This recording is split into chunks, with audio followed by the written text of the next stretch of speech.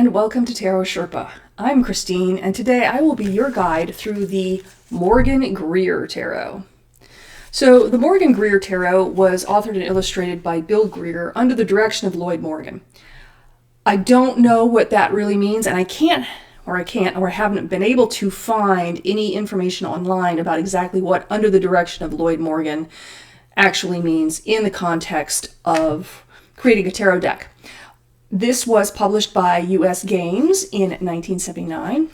And so I checked the US Games Systems Inc. website, and about the only thing that it listed Lloyd Morgan as actually doing as being a co-author. So Morgan may have been an editor or another person who worked for US Game Systems at the time. But Bill Greer was the chief artist on this. He studied art at the Kansas Cit Art Institute and the University of Colorado. And he relied heavily upon the works of Paul Foster Case. Now, Paul Foster Case, in his book, How to Read Tarot, his aim in this book was to elaborate on the work of A.E. Waite, who had authored the Rider-Waite-Smith Tarot. But he also uses a lot of the builders of the Adytum Tarot, the BOTA Tarot. So I believe Paul Foster Case was one of the member of builders, and so he refers to that tarot a great deal in his book. But if you're looking for a good companion book for the Morgan-Greer Tarot, then I can certainly recommend the work of Paul Foster Case. Although, as you notice, this is the Waite-Smith Tarot High Priestess on the front. So, back to the Morgan-Greer Tarot. So, Bill Greer used not just the works of Paul Foster Case, but he also went into the archetypical work of Carl Jung. He also studied myths and archetypes as presented by Joseph Campbell, and a couple of lesser-known names of Northrop, Frye, and James Frazier, who both worked in literary circles discussing mythic patterns. So, let's go ahead and dig into the cards. Okay, so looking at the Morgan-Greer Tarot deck, so as I mentioned, this is published by US Games. It's just in this nice little card box. It does come with a couple of extra cards. This one talks a little bit about the career of Bill Greer. My cat, unfortunately, decided to taste this. And then a little title card. It does have a pamphlet here. And I do mean a pamphlet. This is the extent of what the deck comes with as far as discussing tarot. It's got the Celtic Cross Tarot spread, and then a quick description of all four of your suits. So, looking at the suits, you get 22 major arcana. It's a 78 card deck. It is based on the Rider-Waite-Smith system. So you've got the Fool through the World. And what's interesting about the style of this is it seems to be kind of a throwback to what in the 1970s somebody would kind of consider perhaps a medieval or Renaissance style. We'll go through the cards one by one in just a minute. So you have four suits. You have the Ace of Rods, or your Fire suit, or your Wands.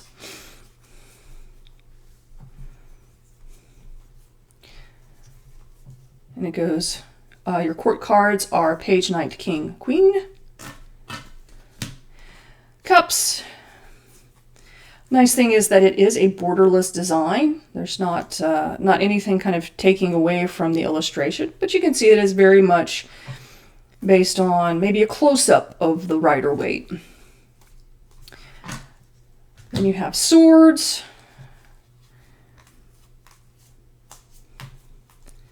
Really vibrant colors that they use, which is really nice. It's a very accessible deck. It's a very friendly deck, I'll say, to any level of reader.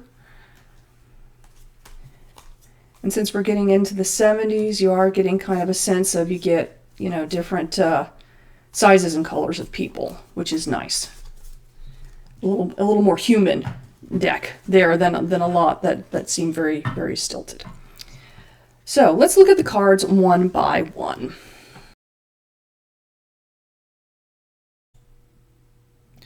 So looking at the cards one by one, beginning with the Major Arcana and the Fool.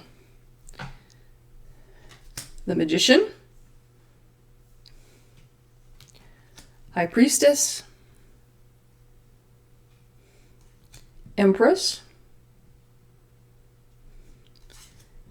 the Emperor, the Hierophant, the Lovers, the Chariot, Strength, the Hermit, Wheel of Fortune. See, somebody's fallen off the wheel there.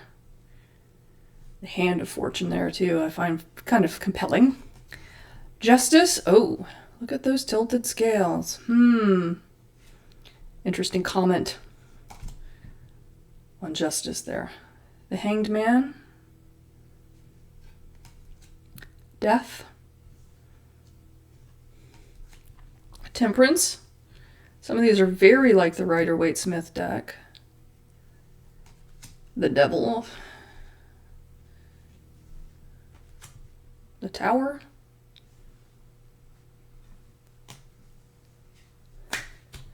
The Star.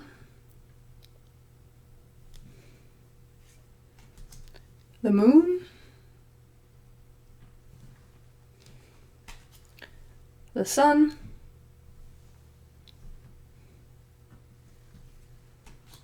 Judgment. And the World. So next we'll move into the suit of rods.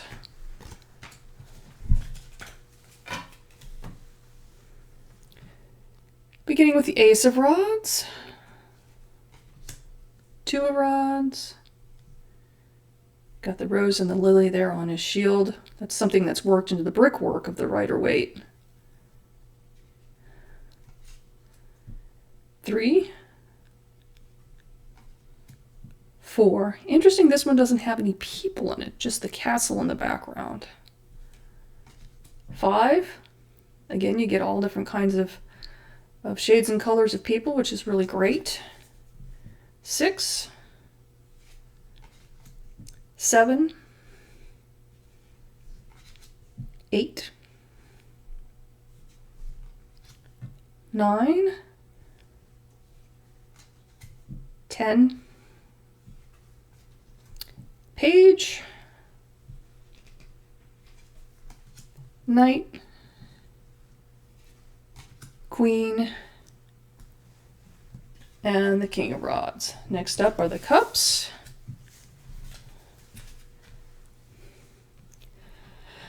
Beginning with the Ace, 2, 3, 4 of Cups. The man is in the bush, not just under the bush. 5, 6, 7, 8, 9, 10, Page, Knight, Queen, and the King. Next up is the swords. Beginning with the Ace, 2, 3, 4,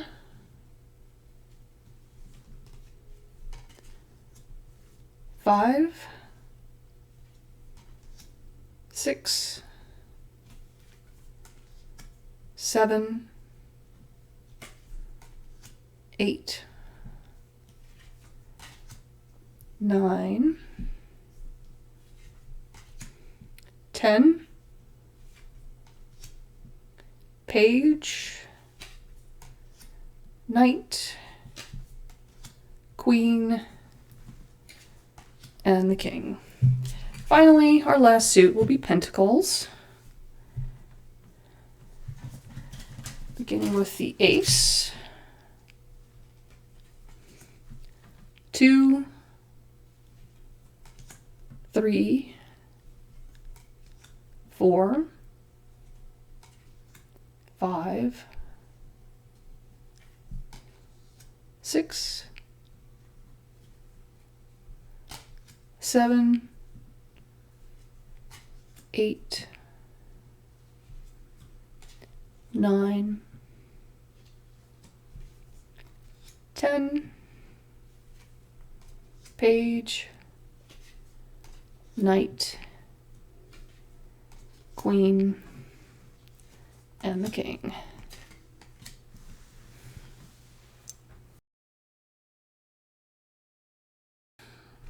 Well, I hope you enjoyed our journey through the Morgan-Greer Tarot deck. Roses and Thorns for this deck. I think this is a deck of roses. I think it's a very accessible deck to both a beginner and an advanced reader.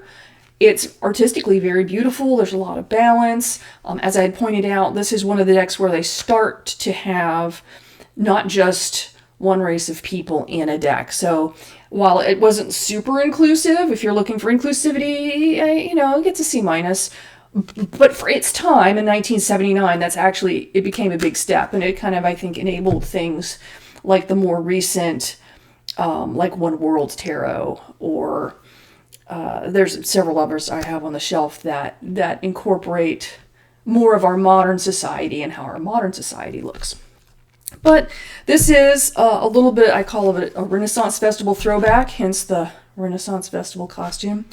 And I often joke that if the original Rider-Waite-Smith Tarot and the Aquarian Tarot, also published by U.S. Games, this was published in 1970, if these two got together and had a baby, it would be the Morgan-Greer deck. I don't know that Bill Greer would be really appreciative of that, but apologies to Bill if that's a little bit of a read, so to speak. But altogether, this is a really enjoyable deck, and we'll follow this up with a review of the Aquarian Tarot, so you can get a good look at that one too. But the Morgan-Greer Tarot, definitely a plus. I find it a good one to have in the collection. Like I said, it's easy to read. It's very beautiful artwork. If you kind of like that almost stained glass looking medieval 1970s. Okay, I was born in the 70s. I like the 70s. Some good art throwbacks there. Okay, for what you will. I thank you for joining me today. I'm going to follow this up with a reading using the Morgan-Greer Tarot, and I certainly hope you will join me there. So thank you for watching. Bye for now.